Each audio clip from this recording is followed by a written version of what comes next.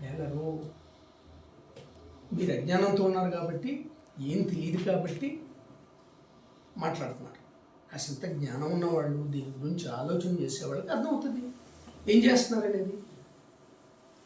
మళ్ళీ దీని మీద ఎంత చెప్పినా అర్థం కాదు. ఎక్కడికన్నా వెళ్ళి మాట్లాడండి.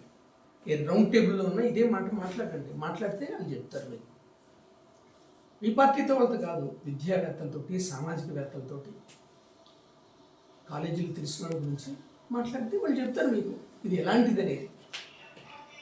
ఒక కాలేజీ కట్టాలంటే ప్రైవేట్ కాలేజీ వాళ్ళే హాస్పిటల్ పెట్టుకోవాలా, వాళ్ళే నిర్వహించాలా, సేవలు చేయాలా, కాలేజీ కట్టాలి, అప్పుడు వస్తాయి. మన గవర్నమెంట్ హాస్పిటల్ వాళ్ళకిచ్చి, మన ఎంప్లాయీస్ని వాళ్ళకిచ్చి, వాళ్ళకి లీజ్ ఇవ్వడం ఏంటి అసలు? కళ్ళకు కట్టినట్టు కనపడుతుంది కదా, 5 కాలేజీలు రన్ చేస్తున్నాం కదా. మరి దీన్ని అజ్ఞానం అనుకోవాలా, ఏమనుకోవాలా? ఒకసారి మీరు ఆలోచించుకోండి, లేకపోతే ఎవరికన్నా చెప్పించుకోండి ఏంటిది అని. ఈ పి ఏంటి అసలు? ఈ పి ఏంటి అనేది ఒకసారి మిమ్మల్ని మీరు ఎడ్యుకేట్ చేయండి.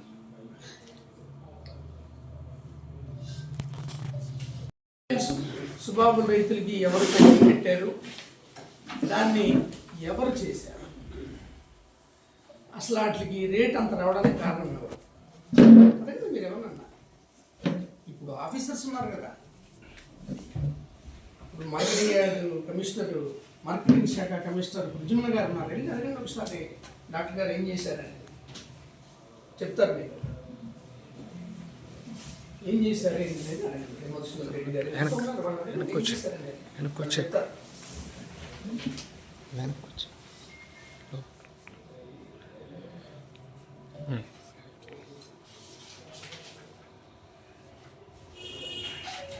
చిత్తుగా ఓడిపోయారు అంటున్నారు. పోయిన ఎలక్షన్లో మీరు ఘనంగా ఓడిపోయారా? మీరు చిత్తుగా ఓడిపోయాం. మీరు ఎందుకు ఓడిపోయారు? సో మారుస్తాం మేము గురించి. అయితే ఘనంగా ఓడిపోయారు. గెలుపోవటంలో సహజం, ముందుగా తీసుకోవాలి. మనం నియోజకవర్గానికి ప్రతినిధిగా ప్రజలకు ఏం చేయాలో ఆలోచించాలి, ఏం చేస్తే బాగుంటుందో ఆలోచించాలి. 100 పడకల హాస్పిటల్ ఎందుకు, ఎలా వచ్చింది తెలియదు. కేంద్రీయ విద్యాలయం ఎందుకు వచ్చింది ఏంటనేది తెలియదు. టెంపుల్ ఎందుకు బాగైంది ఏంటనేది తెలియదు.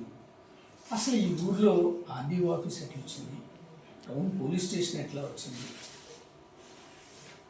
ఇవన్నీ తెలుసా మీకు? ఎలా వచ్చినాయో, ఎవరి ద్వారా వచ్చినాయో తెలుసా?